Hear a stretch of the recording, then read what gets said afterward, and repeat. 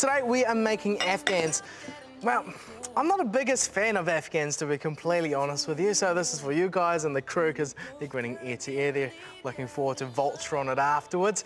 I don't really like that cereally crunchiness. I've never been a big fan of cornflakes, so, or as I should say, but anyway, let's get on with the cooking. In here I've got some butter which I've creamed, and see how it's gone from that thick yellow colour to this beautiful light, almost beige cream colour.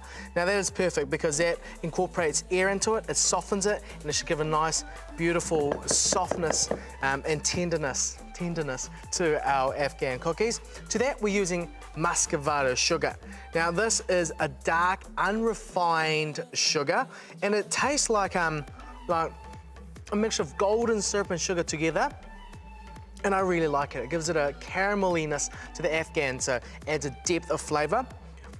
You can use full muscovado or half and half with caster sugar if you don't like that too much. And what you want to do is whisk that again until it's completely incorporated.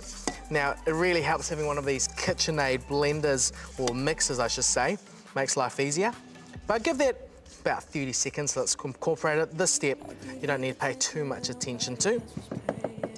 Now in with our dry ingredients, I've got some flour in there, just some plain flour, and some cocoa powder. That's where the chocolatiness comes in. And I'm gonna mix it in.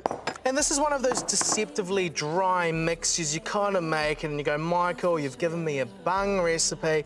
But trust me on this one, persist, keep at it, and it's gonna slowly come together. And we're not really making a sponge cake here, so you can be a little bit rougher, but you don't wanna be too rough, otherwise you're gonna get a dough, a chewy dough. We don't want that. That's almost there, and just before it's completely incorporated, we want to add in our crushed cornflakes. Believe it or not, this is 2 cups worth. So in she goes, and give that one final mix until it's all combined. You know what that looks like. Put that into the oven at 160 degrees for about 15 minutes, and you'll end up with cookies that look like this. But of course, half the Afghan biscuit really is the icing, so we've got some icing to do. I've got the biscuits here. You really want to make sure it's cool. And this icing, very simple, icing sugar, a tiny bit of butter to give it a nice gloss and sheen and richness to it, and some cocoa powder. Mix until smooth, get a good heaped teaspoon, and I'm going to put that right into the centre of an Afghan cookie. There you go. And you're going to find that the actual cookie mixture itself is not very sweet.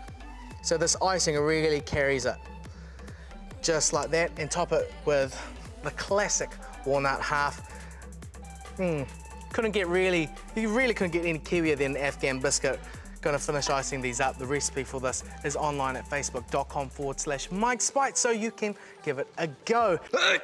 Please, hurry up and subscribe. Click the subscribe button. Do it. Eva, you've been pushing. No. Why is it so big? Oh, keep pushing. Just click subscribe. Otherwise, we're going to be here the whole time. Oh, listen.